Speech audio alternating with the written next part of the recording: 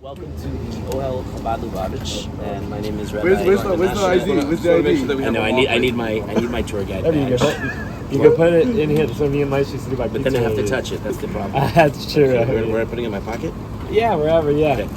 And my name is Rabbi Menachem Mendel Schneerson, and I'm giving a tour because I give tours of everything that's important. Last year we went to Lakewood, we went to the Lower East Side, and now we're by the Ohel. And like any Torah Jew, I try to approach everything as a sugi in the Gemara, and try to understand. There are a lot of questions that the place raises. I have absolutely no interest in hagiography. I have no interest in dishing dirt, but I want to try to understand the emes and try to find the many issues that we brought up in coming to such a place that's a great inspiration to such a large swath of Klal Yisrael, but also raises questions. So that's by way of introduction, and it's a hard thing because most people, like, word went out, Bleiweiss is guiding, the Ohel, it's going to be. I'm interested in understanding and trying to learn everything as Hashem, try to be an Eved Hashem in the best possible way. Let's start. I'll start with some of the material that you can access. There are different sites in Chabad, and this is the actual official site of the Ohel Chabad in terms of their own wording and their own account. And probably the most primary issue that this raises, that's sort of the elephant in the room. So let's get out of the way. Let's address it head on and learn it as from Chazal's point of view. So, first, is this pocket an open pocket in your suit? Because it might be better audio. Yeah, if don't not, think it flips inside. Yeah, so then I think it's fine. Yeah, you're good. Okay. So this is described and it's revered by much of Chabad, which today is not unified. There are different groups within Chabad, not distinct exactly. We'll get to them. But it's revered as a holy place. They compare it to the Kosel Maravi. It's they describe it as the portal, the Pesach to the Shemaim, the opening to heavens.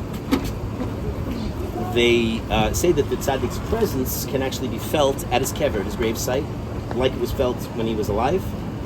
And that the goal is to inspire, and Am Yisrael certainly needs lots of inspiration. And one of the great things that we can say in the legacy of the Lubavitch Rebbe is he left a massive legacy of inspiration for Klal Yisrael. How many people are from?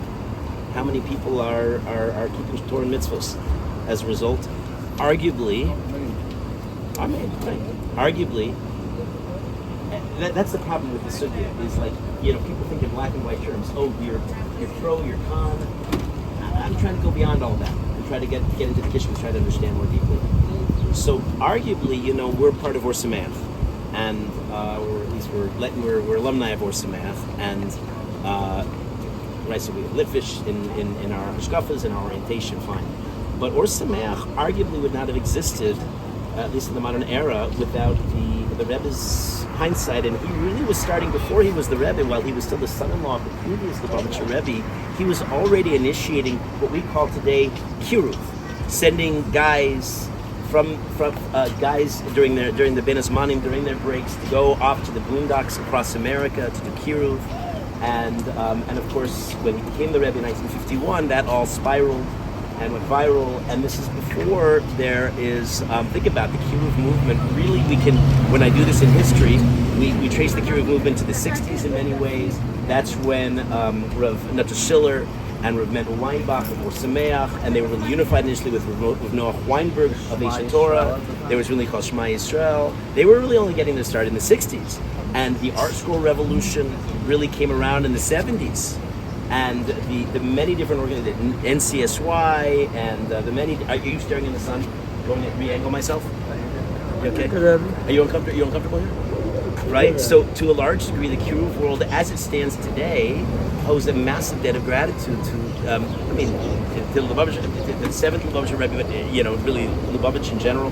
His predecessor, his father-in-law, was certainly, especially we'll talk about his heroic efforts under the Bolsheviks in Russia.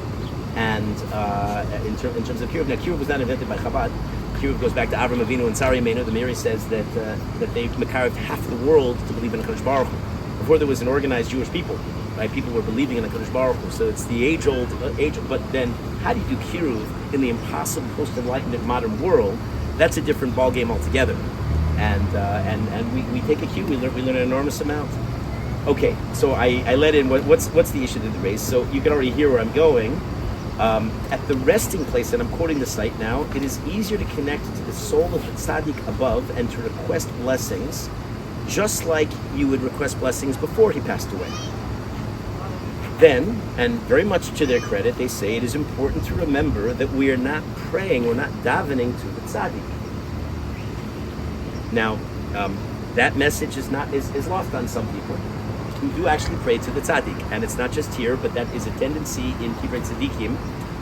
When I'll go back for another point, another slice of history, in Baghdad in the 19th century, the visitors to Baghdad alerted the Gadol Hador, the Ben Ish Chai, and they told him that people were actually going out to the Kivrei Tzaddikim there, Mordechai and Esther and Yochim, and they were actually offering korbanos.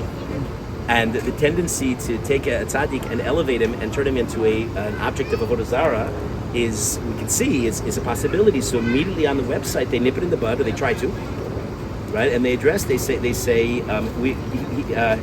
we're asking that we pray along, that he pray along with us and plead on our behalf. But if we look to him as an intermediary, that is idolatry. They say, yeah. So does that put the price on the tzaddik? Or like it's not the tzaddik's fault. It's fine after. So fine. And the people, people are often weak, and often there's a sense of people get so enamored of the, and it's not just in the modern era. We've had precedents for this. People become so enamored of a great personality that they attribute powers to the personality. And on the website, they're saying that's avodah zarah. We don't do that. Yeah. Which websites? Of the Ohel Chabad. One more time. They say idolatry. I'm translating into yeshivish. Yeah. So the sugya is really, if you want to learn the sugya properly, if you want to learn, one more time. You met anyone that came here and praised There is a group within Chabad. It's a fringe, and the number's debatable, but there are those who are called. No, not personally, because I'm not really an expert on the subject, but. It's a good question. Good point. Anyway, there are people who have material in literature who call the Rebbe. There is a term that I don't think was invented. Morenu Borenu. Do they come here? That's a good question. Probably not. They would not be warmly received. I think that's an absolutely fair statement. They would, but there is a faction here, and there's a tendency in human nature because we want something concrete, and they refer to the Rebbe as Morenu Borenu, which means our Rebbe, our creator. They encourage their school children to daven to him. I think that was the problem with Chabad as well. We have a bunch of Barim in Chabad, and when people go to Barim, tiny movement. But I'm describing not just in Chabad. I'm describing in history. We've seen the phenomenon, and it's a very human in terms of human nature. There is that such a phenomenon in history. If you'll permit me, we could potentially get this. I don't want to be a dialogue because I have a lot to say, and I want to give it over. Public space and holding court. But is this concern this grave, or is it? He said no. We said Kfaras of Gedolim. He's saying that people have a habit of. I'm raising the issue, and it's. Is it more likely to happen here than in Meron? No, but we're here and not Meron. We're here now, so we're addressing it now. Yeah, fair enough. Anyway, I'm sure we'll speak about it. We speak about it all the time. I know. When we were in Chabad, we discussed the same thing. I didn't actually. I was looking for an obscure place on the side. I didn't mean to hold court in a public place. Okay, let me continue. Okay, the issue is raised as a halachic issue. The Gesher Chaim, who wrote one of the definitive works on Avelus in the modern era, one of the Posei Hador, is buried right around the corner from Or Sameach. He brings this up. He points out that there is this phenomenon of people davening to a tzaddik, and he, of course, obviously calls it two things. It's both avodah zarah, and he says it's Torah shel Amesim, which is another Torah prohibition, which the Torah identifies it and singles it out, and as somebody who asks the dead people, and it's the most common thing. It's like you go to your grandmother's grave and you say, "Grandma, would you please?" Because you're an olam ha'emes, right? So you must have certain powers. And again, in human nature, they address her. Now, he in the Gesher Chaim, he raises the phenomenon of what is described and legitimated here of davening to the Rebbe to be what we would call a melitz yosher. which means an intermediary. Not that we believe that, and we don't attribute to him any special powers, because he, like all of us, are Basav Adam, we're flesh and blood. But because of his status as a tzaddik, he has a certain connection with the Kadosh Baruch Hu, and there are many, many sources to back this idea up. And therefore, that he would put in a good word for us, as it were. On that level, you could daven to him, and that's where the Igros Kodesh come in, where they send letters. The Gesher Chaim himself, and I'll quote his Lashon, he says he's not so comfortable with that either. He concludes, I won't quote his words because I don't see them. He says he believes you should daven by a kever tzaddik like you daven in shul, like you daven anywhere, to Hashem. He asks, then what's the point of coming to a place like this, or to any kever? Inspiration. The gateway. So it's inspiration for sure.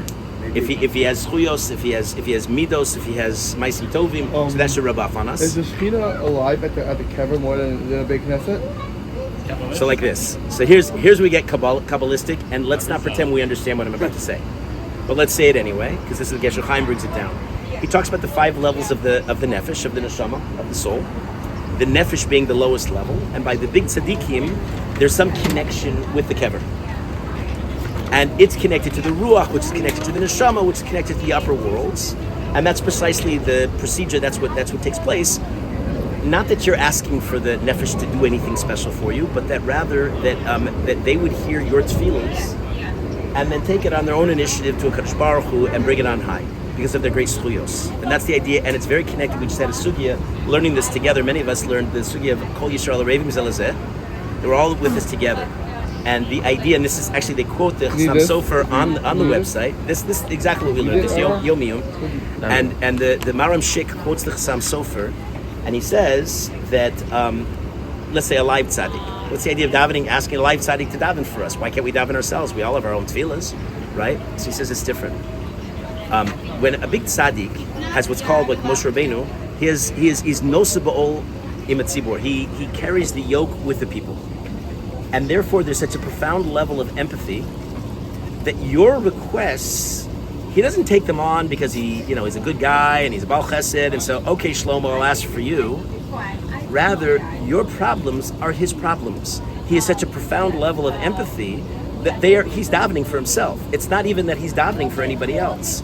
And because of his great zchuyos, HaKadosh Baruch Hu, we know, tends to listen to the tzaddikim. Hashem is pained when they're pained. So when he sees their pain... I was saying before, remember I said the fries, like who's a fries is on, it's like he davens, it gives him more, or whoever the tzaddik is, it gives the tzaddik in the Olam HaEmes, they're now davening more and they get more... That idea, that's with a living. And there's a tzad to say, even, again, the Gesher Chaim's not so into this. He prefers to say that you just daven to Hashem, but that this idea that has precedence, and he says, his lashon is anachnu lo mochim. We don't protest if people do that. That there is a tzad to say that, and the big tzaddikim have empathy. Fine. Is there still that concept? Once you're no longer Basav Adam, they were tzaddik in this world, and that's they're not tzaddik in the next world. I'm saying that. Well, this idea, this Kabbalistic piece that we don't really understand, that the nefesh system are connected in this world because of the nefesh. Because the nefesh, it enables somehow through some mechanism for those tefillahs to go on high, exactly, and then be brought by the tzaddik before Hashem in a more persuasive way. Still, we hear in all these ideas, in the hands of human beings, and Basav Adam, and our friend is not here anymore to take me on, but I don't know what goes on here. I've never been here before, so I claim ignorance in terms of what goes on, and I tend to believe that most people that are here who understand everything we just said are doing it properly. But you understand, in the realm of human beings, people, once you tell them the tzaddik has great powers, they often attribute the powers to the tzaddik. It's just pashut. That's why avodah zarah is such an insidious sin, and that's why there's so many warnings in the Torah against it, and therefore it's something we have to be alert to and cautious of. Look, there's a Rabbeinu B'chaya that's worth quoting. He talks about by Yaakov Avinu's Misa, and he says, the Parsha tells us that they did Chanita, they embalmed Yaakov, and they wept for 70 days, they buried him. And it says also that Yaakov Avinu lo meis, he never died, and the Gemara in Sota takes that at face value, whatever it means. It says Vayigva, it doesn't say that he died. So the Rabbeinu Chaya also gives a Kabbalistic idea. The post-death being has what's a goof, a very fine goof dak, very, very fine body, that's a spiritual kind of a body, that is mislabish as an actual physical being, that takes on a reality of its own, and it's Hashem's, as it were, shlichus, and he appears to whoever he chooses.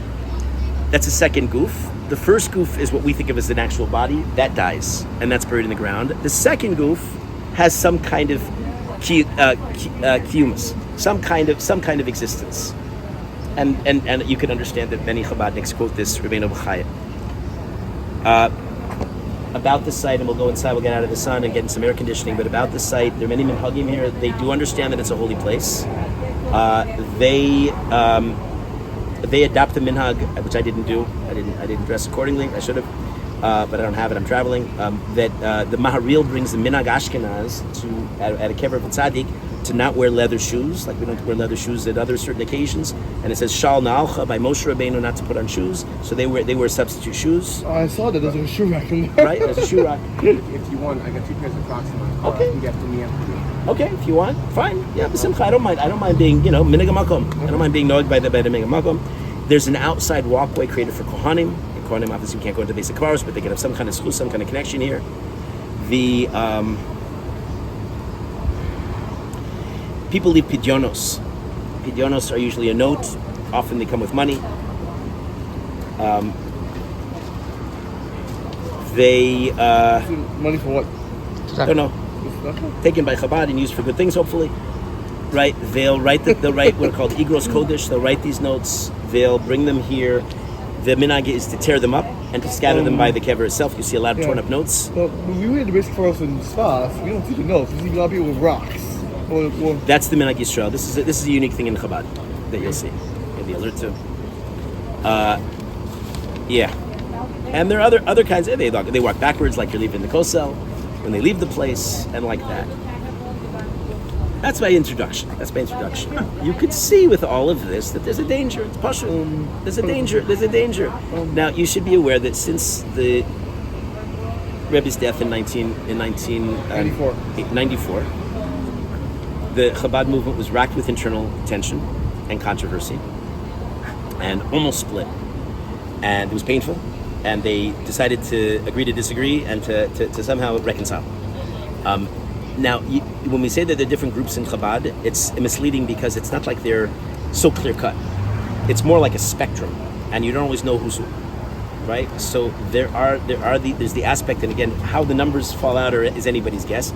But there's a significant portion of Chabad who denounce the whole messianic aspect of the Chabad movement, which we haven't talked about, but we're going to have to. There is an unmistakable, and there are websites to prove it, messianic presence within Chabad, who claim in various degrees that he was Mashiach, he is Mashiach, he never died. Maybe that's that second goof. And then there's this fringe group, how large? He would claim not many, I don't know, I've never met them myself, but clearly we're not making it up when we say that they exist. In terms of the post-scheme, with the latter group, those who actually deify him, that's outright avodah zarah. Their kashrus is treif. You can't daven in their minyan. Nothing to talk about. It doesn't mean they're the. If you want to read a very nice account of this, I recommend Rav Aaron Feldman's chapter in The Eye of the Storm, where he takes on a lot of controversial issues, the Rosh Hashiva of Ner Yisrael, and he really sums this up. And he's not writing a diatribe, which is what I'm trying to do as well. I'm not trying to besmirch anybody. I'm trying to understand.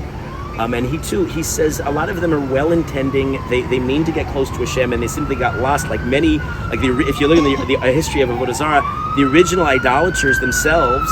I'm trying to talk here. Right, but Dorshel Enosh Taus Gedola, the original idolaters themselves, were initially trying to serve Hashem, and they got lost in the stars, quite literally. And that's what you could see happening. It's the most human kind of a tendency to get lost in these things. By the second group, by the Mashiachistim, there's a bit of machlokus about it. The general consensus is their kashrus is not, their shlit is not treif. Their kashrus is not, and you could potentially daven, but if they get up and they start talking about the messianic stuff, you have to leave, because they're sustaining a sheker, and it's a pernicious lie, because it's yashka stuff, and it's damaging. You remember the famous story of Rav Yaakov Kamenetsky, where he meets a balabas in Toronto, and the balabas says to him, "I'm not a Shomer Shabbos." He says to Rav Yaakov, "But if you were to tell me," I think they're both still alive, so it must be the early 80s, 70s or something. He said, "If you would tell me that the Rebbe is Mashiach, I would start keeping Shabbos. And Rav Yaakov's response was, Mashiach lo omed lavo. Mashiach's not imminently supposed to come. And afterwards, his student says, but Rabbi, he asked Rabbi Kamenetsky, I mean, Shabbos, why not? Tell him the Rebbe, it'll get him on board, and he'll see the power of Shabbos, and he said, you don't realize. This guy's becoming frum for the wrong reasons. He'll learn soon enough that Mashiach has not come. But worst, in every Yid is a Pintel Yid, is a deep neshama that knows Mashiach's coming. By the way, you should learn the surveys. The overwhelming majority of secular Israelis, as much as they're anti-religious and anti-Torah, believe in Mashiach. If you destroy that, you've destroyed the core Jew. You can't lead into any lies, and that's why you have to leave if they start talking about Mashiach and so on. And then the other group who, who says that by making the Rebbe into Mashiach, you're actually destroying Chabad. And so you can hear these are explosive issues. When you see them walking on the Mashiach, you have some kind of attention. What? When you see them holding a big Mashiach flag. Okay, so that's that group. They're different groups. Others renounce them. Yeah. Others renounce them. I should say this story at one point. I'll say the controversial stuff now. Before we go in, I don't want to be disrespectful. I have no interest in being mekanter. Just to start an argument. This is not my agenda at all today. But I would say that when I met my father's rabbi, who's a beautiful, wonderful Talmid Chacham, Lubavitch Rebbe in Woodland Hills, California, and I asked him, I tried not to be confrontational. I don't think it was confrontational, and it wasn't a confrontation, but I said, when the Rebbe was talking about Mashiach from the 50s, Rav Aaron Kotler was already alert to it. He criticized him from the 1950s. He was prescient. He understood that something was not quite right about the Mashiach and the emphasis on it, and the movement was very much focused on bringing Mashiach, even if the Rebbe never once said outright that he was the Mashiach. We don't have a record of that, but neither did he deny it. And you can go on YouTube, we have videos of people calling him Mashiach to his face, and he never denied it. He was a Levi, no? Wasn't the Rebbe a Levi? Okay. Avraham Melech was not a Levi. There are all kinds of problems with calling him Mashiach, but okay, don't confuse me. Don't confuse me with logic and facts. I was thinking, how's that possible? Okay, fine. Whatever, continue, Abby. I'm sorry. No, it's fine. This is part of the tour. This is natural stuff, and it doesn't have to be a lecture. Gotcha. Yeah.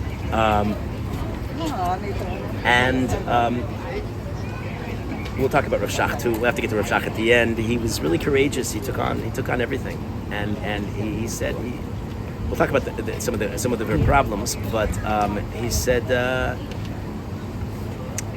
my question for this lovely rabbi in California, I said, the Rebbe has certainly, nobody denies this, such authority, such power, that in his position he could have said the following statement or some variation. He could have said, if anybody so much as mentions me and Mashiach in the same sentence, then I issue a cherem, then the person's out.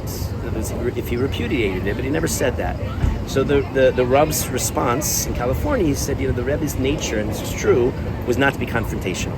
He himself he didn't take on his opponents, and he never took on Rav Shach, all of Rav Shach's criticisms, and I didn't find it a satisfying answer, because if you're in a position of leadership and something's wrong and it's an aberration and it's dangerous, and we've had other figures, Shabtai Tzvi, we've had other figures who have taken the mantle of Mashiach, and with disastrous results for Klal Yisrael, Jesus being probably the best example, but there are many others as well. Abu Isa in Iran, if you know about the Persian history. So then, what's with that? Anyway, those are some of the issues to put them on the table. But really I want to talk about when we go inside is I want to talk about the accomplishments. We're going to the Ohel, the last two of the 7 Lubavitch Rebbe's. The first, of course, the Balatanya. The first 5 are buried in the old country. Rav Yosef Yitzchak Schneerson, most of their last names is Schneerson because Schneerson they all descend from Rav Schneer Zalman of Liadi, the original, the Balatanya himself. And so Schneerson is a descendant of, not necessarily a direct son from. And the last 2 came here. And the stories are miraculous, and I'll tell the stories inside what the predecessor did, his father-in-law did, especially fighting the Bolsheviks with great heroism.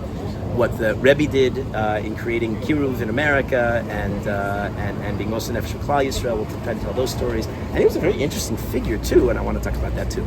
Thoughts, questions? We'll take shoes. Take a pause in the video. Mr. Rebbe from Australia is a renowned gvir,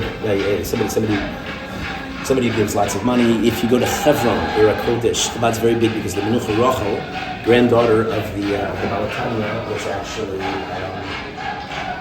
actually there, and Chabad's presence was there. They were, the Chabadniks in Hebron were among the victims, the majority of the victims in the massacre of 1929. If you know the pogroms, what's called a Tarpat in Hebron. Mostly Chabad.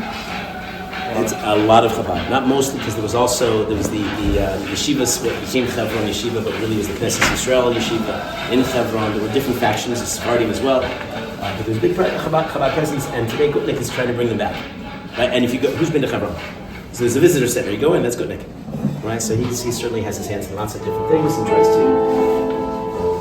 Okay.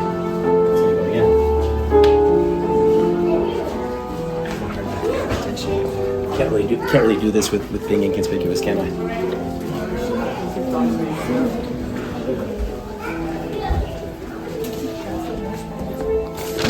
So here I can just use some basic halacha. Let's do this. When you go to a kever, you tuck in your tzitzit. Why? Because they can do mitzvot. Give me the pasuk from Mishnah. Loig l'rash cherefosem. You're teasing the poor. Why are they poor? They can't do mitzvahs. We can't. We're in powerful musr, right? We're on this side of the earth. They're on the other side of the earth. We get to keep mitzvahs. So we take it on tzitzit, really as a message to ourselves that we can't do this anymore. I have the card. Who's not been in a basic faros in the last 30 days? I haven't been in this one. I go to Bate Faros, but I'm going to say the bracha, and you can say it too if you want.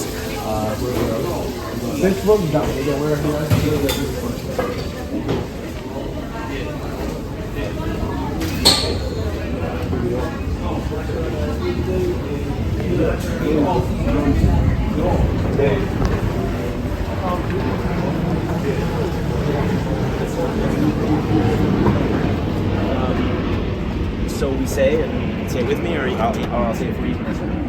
I don't say the first line.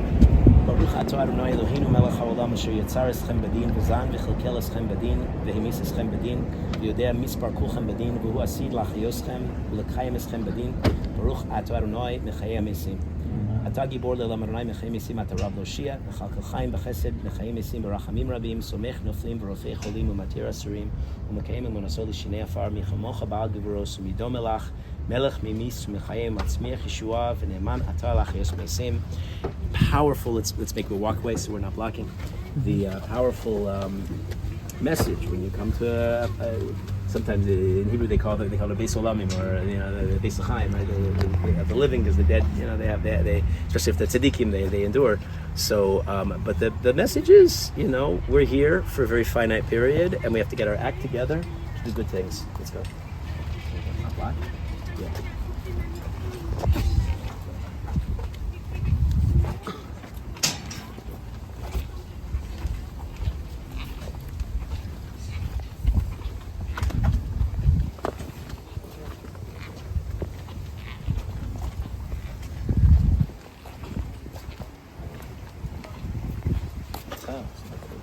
Okay, so they ask you not to video, so we should respect that.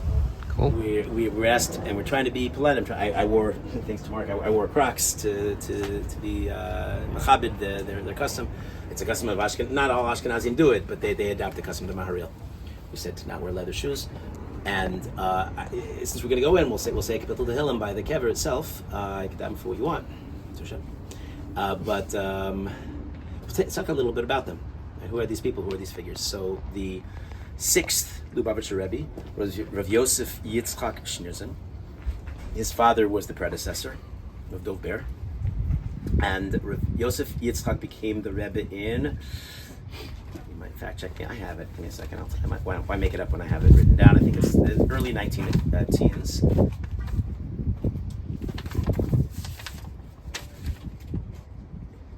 In 1920, he replaced his father, who had just passed away.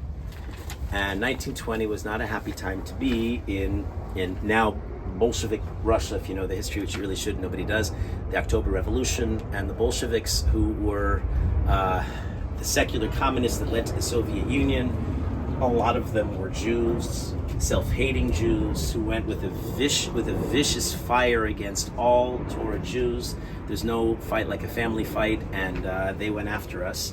And they destroyed yeshivas, and they outlawed Torah and mitzvos, and quite courageously, and arguably, when I don't think anybody else was taking them on, he tried to spread Torah, because that's what a Jew does. In the pre-Soviet, or the up-and-coming Bolshevik Revolution, that's what he was doing, trying to sustain whatever Torah could be sustained there. And his zchuyos are immense for doing so. And it was a lost cause we now look at in retrospect, but we got to try. Right? Lo alecha hamlacha ligmor v'lo ata ben chorin livatel mimena. Can't not do anything. And so there was called the Yevsektia, which was the division of the Bolshevik movement that went after Jews. That was their mission. And almost all of the people look, Trotsky was a Jew. Right? They all went after the Jews, and they destroyed yeshivas, and they arrested people, and they murdered people, and we don't even know how many. The Gulag Archipelago, you don't even know the Stalin purges, how many thousands, tens of thousands of people were murdered for keeping mitzvahs. And the Rebbe tried to spread Torah. And he was arrested. And because of his prominence, his arrest aroused an international outcry. And ultimately, he was, I think in 1927, he was let out, which of course became a Lubavitch holiday when he was finally released by the Bolsheviks. The irony of the Bolsheviks, again, so many of them were self-hating secular Jews. And not just secular, but fierce fighters of Torah and tradition. After they purged Judaism from the Soviet Union, the next target of the Bolshevik movement were those people themselves, because just by birth of being Jewish themselves, they were defined as persona non grata, and they were destroyed themselves. Trotsky was in Mexico when he was assassinated by an axe. Pickaxe. Pickaxe. An ice axe, wasn't it? An ice axe it was. Yeah, thanks for the fact checking. An ice pick. That's an ice pick. That was it. An ice pick. Not a way to go, but his zchuyos are not immense. But the 6 Lubavitcher Rebbe's are. He got out. He went to America. He came back. He went to Palestine, as it was called. He was actually something of a catalyst for the pogroms we described. His visit to Mars Machpelah in Hebron and later the Kosel were seen as it's an excuse for the Arabs to riot. They were looking for an excuse, and he provided them one. We see that in the modern history. Certainly, they look for such excuses, and the terrible riots that led to the pogroms of Tarpat ensued in August of 1929. But he was in Eretz Yisrael, and he was taken with it. Certainly, he had a big, really big moment of truth. Where is he going to go? He went back to Europe. He was in Warsaw. He was in different places, tried to rebuild as much as he could. He was not alone. It's not our story today, but you should learn the history of Navardik. The Navardikers got out, and they went not to Warsaw, they went a little north of there. We were there with Shana Beis and Gimel this year to Bialystok, my family's hometown, my grandmother from Bialystok, and they rebuilt what they could before the Nazis destroyed everything. Baruch Hashem, in 1940, the Rav Yosef Yitzchak got out. He got to America. The next year, he got his son-in-law out. I'm not yet talking about the son-in-law, Rav Menachem Mendel Schneerson. And they both got to America. He eventually hit upon Crown Heights as a fine place for a capital and the center start to build. He was greeted. He had maybe some 600 followers, Hasidim, who were present here. But he was considered perhaps the most prominent of the Hasidic rabbis to come to America. Most of them avoided America like the plague, because it was in everybody's mind, pretty correctly, as it symbolized assimilation, and you could not build Torah here, you could not do kiruv here, you couldn't do anything here. It was a lost cause, and many hold that till today. But Baruch Hashem, there's been a beautiful Torah world that's been built up, and he certainly has a schus in that. And from 1940 to 1950, when he was niftar, so that's what he did. But the Lubavitcher movement, as we think of it today, as Chabad, as we think of it today, really became as prominent because of his son-in-law. And we'll talk about that. So he was niftar in 1950. Rav Menachem Mendel Schneerson, they shared a common ancestor. The third Lubavitcher Rebbe was Menachem Mendel, who wrote the Tzemach Tzedek, who that's the gematria for the names Menachem Mendel, Tzemach Tzedek. So you hear a few different. There was an earlier achron named Rav Menachem Mendel Krochmal, who was also wrote a book called the Tzemach Tzedek. But they both share that common ancestry. The Rav Menachem Mendel, the seventh Lubavitcher Rebbe, was described by most people as an Ilui, as a child prodigy. He got smicha. This doesn't impress you. I don't know what does. He got smicha from two great rabbis. One, the Rogatchover Gaon, from the same home as the home of Dvinsk, the same home as Rav Meir Simcha of Dvinsk, who you may not know by name, but you might have heard of his sefer. It's called the Or Sameach. Sameach. Okay, and they were actually very, very good friends. There were Sameach and the Rogatchover. So the Rogatchover gave a young and upcoming, promising figure of Menachem Mendel his smicha. So he got smicha from one of the Poskai Ador, especially after the Holocaust, the Sri De'esh. He gave him smicha. When he came to Rav Yosef Yitzchak, the sixth Rebbe, so he came to visit him, and he was enamored, and the shidduch was made, and he married the daughter. And at the chasna, the father, the Rebbe, was so proud of his new son-in-law.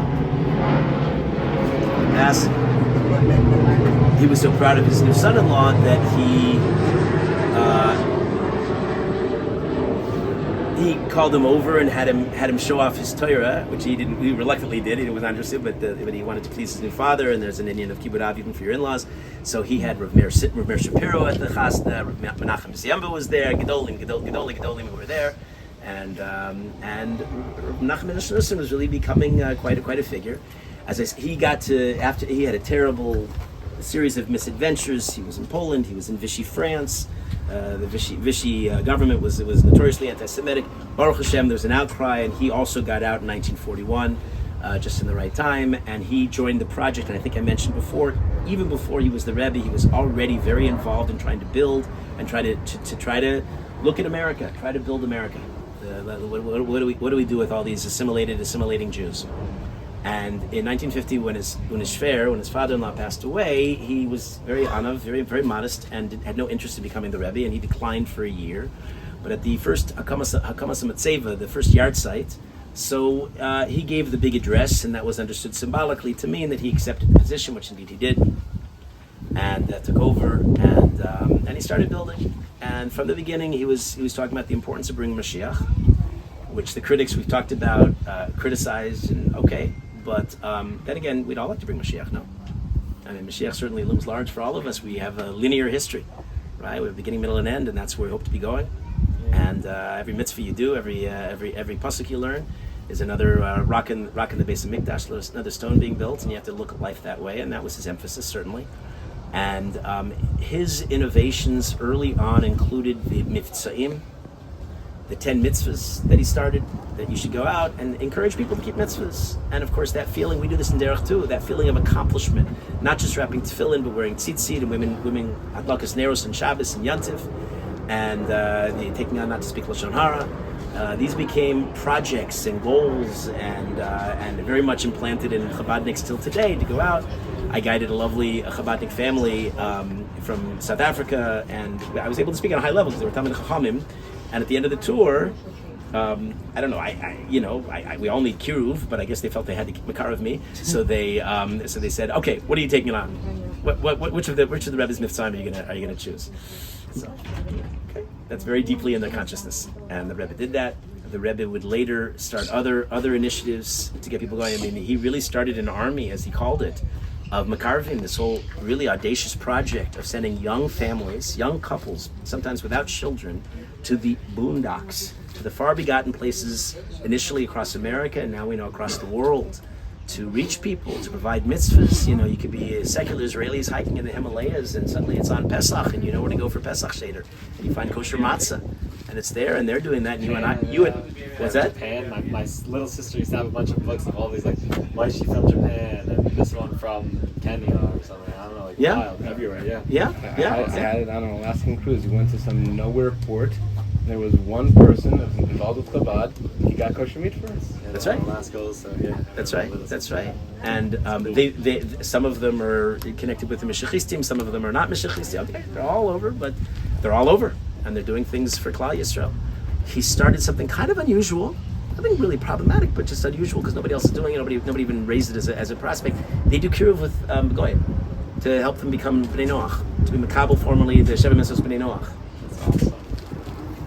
It seems like it. I'm not sure whether to call it. I don't know. I'm not sure. I think the Meaning jury's get out close? because why is nobody else calling for that? You don't really have a source for that. But then on the other hand, there's nothing objectionable about I feel it. like, listen, you go. I remember always dating back to classes. You always say like, when you do the Shavim Mitzvot B'nai Noach, because it was a big topic in the Torah Noach, we just brought it up. I just remember saying like, if everybody's doing good, the world's doing good. You know what I mean? Like, let's put as much good vibes as we can into the world. Right. So But that's what it is. you shouldn't go out of your way, Look, though. in the end, when he was really pushing Mashiach, he was interviewed by CNN, and he told the reporter, he said, "Go do good things, make the world a happier place. Do acts of kindness to other people." He said, "You'll do your part in bringing the Messiah." Right, like discuss it. Right. So he carved everybody. Right. Rabbi Brickman was speaking about such things yesterday at Shabbos. He said, our job is to do Kiddush Hashem in this world, certainly. Really late. I thought this was an earlier thing, but really only officially from 1986, I think it says, that he only started the dollar mitzvah, where you went to the Rebbe and you got $1 and he encouraged you to give tzedakah. And it became a whole phenomenon of people going and getting the dollars. Weirdly, and it's again in the hands of the common people. It doesn't always end well. So there's a phenomenon of people, instead of giving the dollar to tzedakah where it's meant to go and doing the mitzvah, which is the whole point, they would frame it because the Rebbe gave it to them. Look, a Rebbe dollar. And what idiots, what fools! No, it's not meant to be framed in the glass and on the wall. It's meant to go to the poor people, and you should give more. I agree, but like also like my parents would go a lot like with their parents, so when they would obviously give tzedakah, of course, but like Maish, for example, his parents, they would like take one and keep them in a safer, like close it and keep it in a safer because it's like a bracha, I guess. I think you're Can't right. you donate You another hear dollar? again, and I like going. Look, I teach controversial issues too. I like going in the heart of the controversy because you hear in this gray area the tendency, the human weakness for. Look, the criticism is the cult of personality. And like, you got $1 from the Rebbe. Some people sell it on eBay. So, but more than that, if you rub it on your skin, it'll cure your psoriasis. Right. That's good. It's not conspiracy. It sounds like kishuf to me. I'm saying like, And you hear how sometimes this can border, and the whole goal is just to get. It was a beautiful goal. You just wanted give to tzedakah. Yeah. Give tzedakah. That's the whole idea. These niftzayim. So we should go in. We'll take a moment. We'll go in, collect your thoughts, dive into Hashem, and be inspired by all these things that are absolutely worthy of inspiration. And we'll come out and we'll regroup. awesome. Rebbe dollar. Rebbe. Mansky over there. I'm really trying to just understand. I have no interest in being mashmitz, which means to cast aspersions or to people want Bleiweiss is going to Chabad, so he's going to take them down and destroy them. It's not my agenda. And of course, so the gentleman at the entrance who started taking me on, I understand where he's coming from because he's probably used to people who are coming, with sledgehammers and trying to and he probably was overly. What you thought? He thought that You had said that the Chabad website said that people come here to dive into Avodah Zarah or something along those lines. Which I didn't say. But he was defensive off the rip. He was. Well, look, anybody who comes here and is not just speaking absolute praise must be one of them. It's us and them, which is a terrible dynamic. I've encountered it with Chabad before. It's not just Chabad. It's you understand the human nature. There's a conflict in the world, and on college campuses, there's a tragic thing. There's so much important work that needs to be done to makarav all these assimilating people at the right time in life. College-age students could become from. They haven't made their major decisions in life.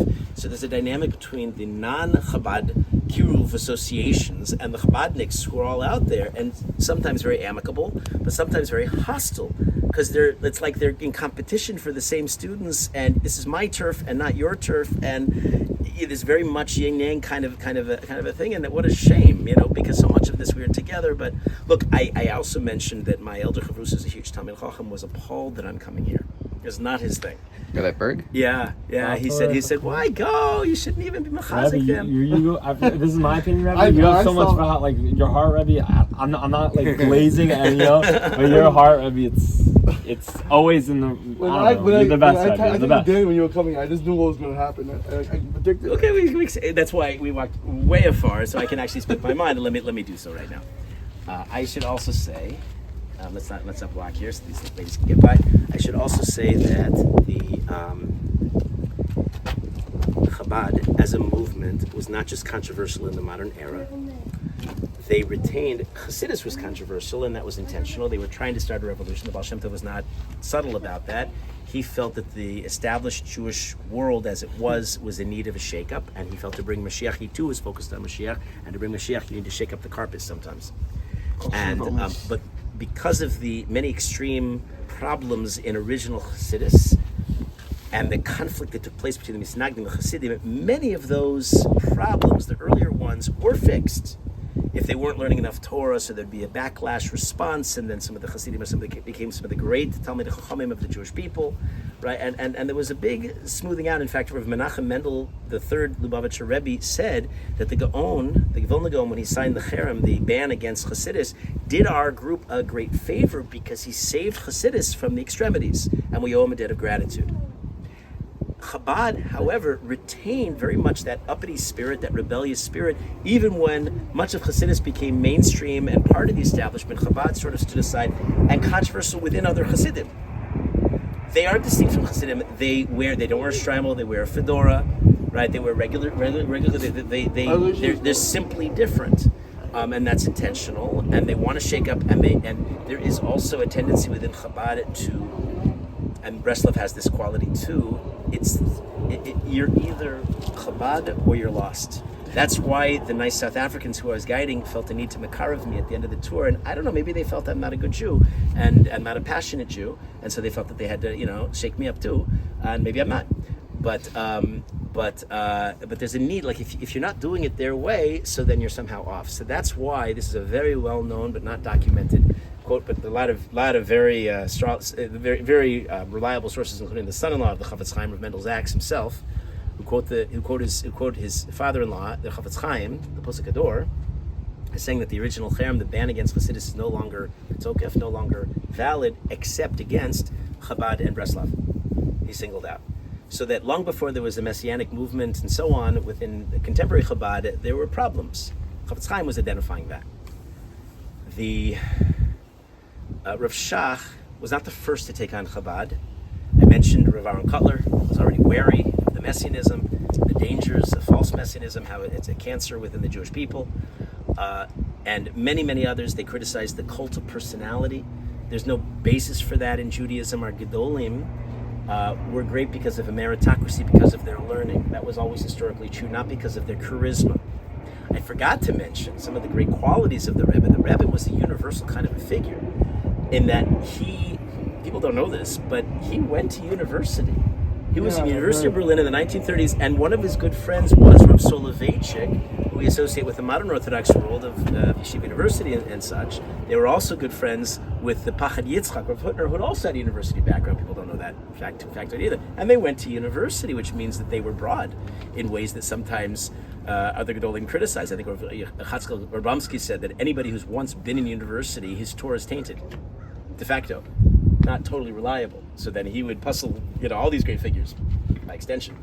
While they were in unison, even though they were like the Rebbe's Hasidish and Rav Soloveitchik is, why modern Orthodox, and not only that, there's precedent in Germany. Simply everybody went to university. The first big posek, the Aruch Laner of Yaakov Ettlinger, is a major posek, major Talmid Chacham. He went to university of Shimshon Raphael Hirsch, Neo-Orthodoxy. He went for 3 months, but his goal was to be able to speak the language of his generation, because everybody was out academically trained, so he could do kiruv properly. The question is though, if you talk, because they're coming out of the Germany, the Neo-Orthodox. But I don't think if you told the Lubavitch Rebbe in his prime time that if you were going to go to a place like Hawaii, he would automatically reject you. Would you? Yeah, he was very embracing, a very accepting kind of a person, no question. My point here, we're digressing at all kinds of things. The point I was trying to make with all this was that he was very broad, and he could speak to everybody. He spoke English, Hebrew, Yiddish, Italian, German, French, right? He could speak languages, and of course when you speak many languages, it also means you're able to reach into many different cultures, and that's why he was relatable, and he could really connected to people, no question. So he had all of these talents. Sorry for cutting you off. No, we're Hamish here. You're not cutting me off. Rav Shach already in the 1970s smelled a rat and felt that he was not against the Rebbe, but was against this insidious messianism that the Rebbe was not quiet about. And already in the 1980s, he not all the poskim agree, but he said when they were starting already to build him as the Mashiach and people were making the declarations, he said that you can't eat their shechita, Chabad in general. You should boycott their institutions. The Rebbe wrote this line. They do their own parshanut on it, but let me say it precisely so that I'm not accused of distorting.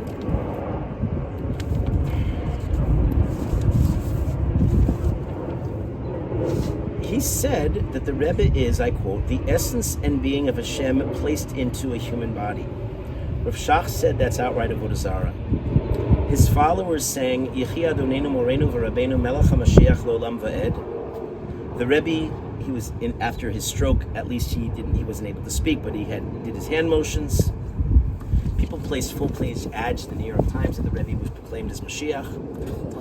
And Rav Shach, you see it everywhere. Rav Shach, with great courage, went against this, and it was personally he got threats, and he was branded a divisive Jew. And if you knew Rav Shach was a Baal Chesed, Shein Kamohu, unparalleled in many ways, and was somebody he said people think I'm anti-Hasidus.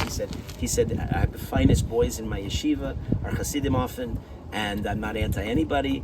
When Rav Schneerson became ill, he had the yeshiva say Tehillim in Lubavitch, and people said, "Oh, Rav Shach, you've turned around." You know, it's like bug on your Yeah, back. it's getting Yeah, up just to on your your neck. shoulders. Before it was just on your suit. Yeah. I thought it was just chilling, but Yeah, and on your shoulder now. So they're attracted to nice And on your people, back. you know? Now, So, now that's on your collar. Yeah. Let Let me finish the thought. So he was saying to Hillel, and he said, I'm not. My attack against the Rebbe is not personal. I wish him well. I wish that he should have a refuah shlema, he should have a full recovery, and I wish that he should make tshuva from his errant way. Which, if you're a follower of the Lubavitch Rebbe, you know they were incensed at Rav Shach, but Rav Shach spoke up boldly because he did it l'shem shamayim. He felt that they have to attack this and nip it in the bud. And yeah, I gotta go.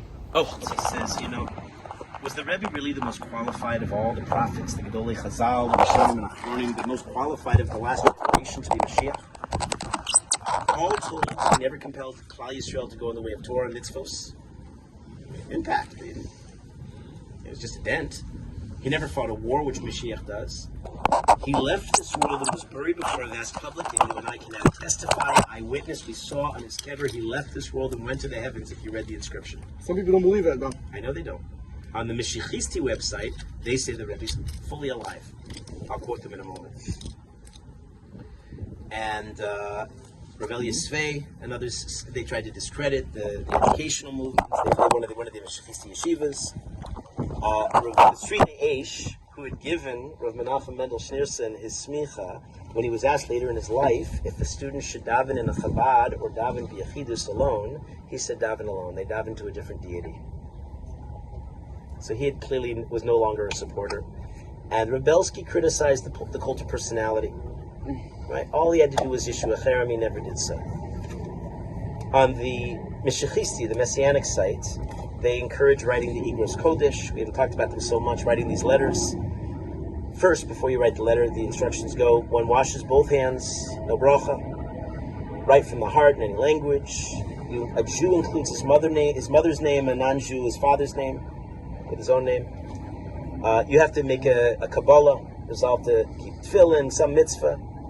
You have to declare, quote, long live our master, our mentor and teacher, the King Mashiach, forever and forever. Moshe would love this, by the way, because he's on the same boat. I know he is. Yeah.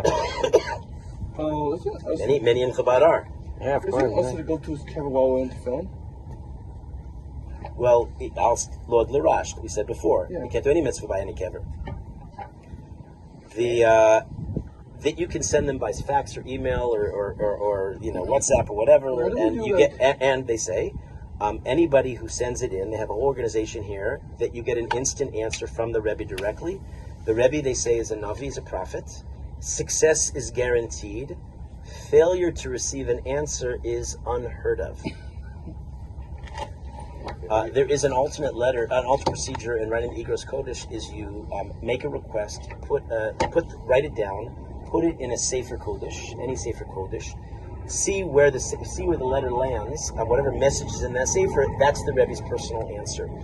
my son told me this, and this is like a classic teenage non-Chabadnik kind of experience. He was in Yeshiva Katana, high school equivalent in Israel, in remote, and right next door, they in remote, we said Elisha, my son. So right next door was a massive, wealthy Chabad building that was empty most of the time, and their yeshiva had no amenities, so they often went next door to sit and run the air conditioning. And one of the Chabadniks came over and said, "Oh, Igros Kodesh, let's do it."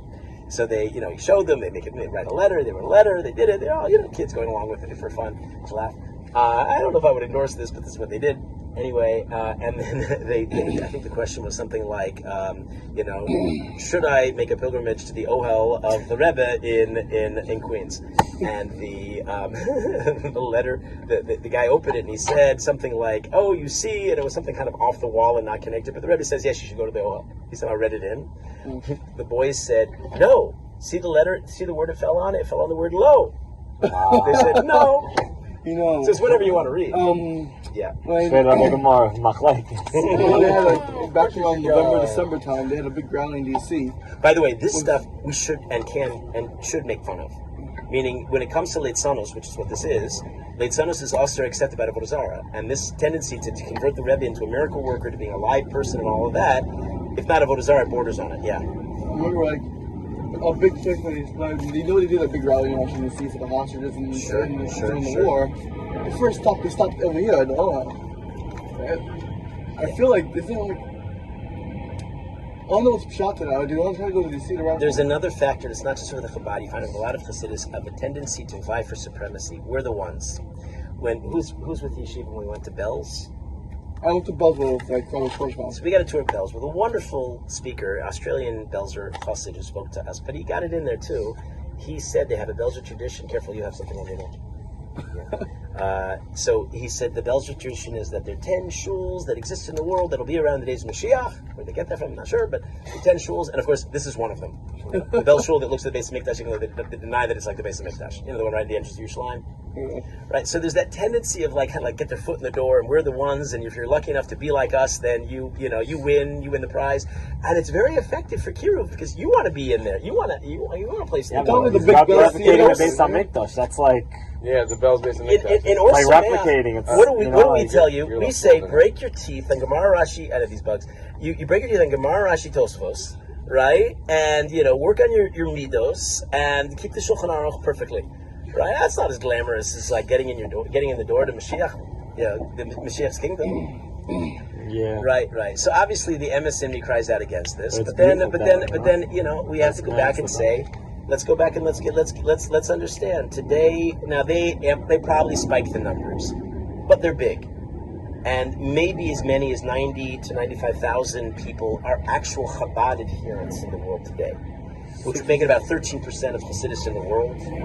But they claim, and who knows, but they certainly impact. They have maybe 1 million people attend some kind of Chabad program. And again, the critics will say, well, it's because you're getting free pizza. Well, who wouldn't go, right, on college campus, right? Free laundry, right? That's a good deal, right? But of course, and they're not always doing kiruv. They're just establishing hegemony so that you know that when Mashiach comes, that's the place to be. Okay. But they're doing stuff. Right? They have some, I don't know the numbers, something like between 1,500 and 3,300 institutions in over 950 cities in 76, some say 65, some say 75 countries in the world. Something big's going on. And we acknowledge, we give a karas tov. Also, kol kavod to the good stuff. And toy on the bad stuff. And let's not ignore either. And that's what I want to say in the Rebbe's Ohel. Questions, thoughts, snarky comments? That was great, man. Perfect.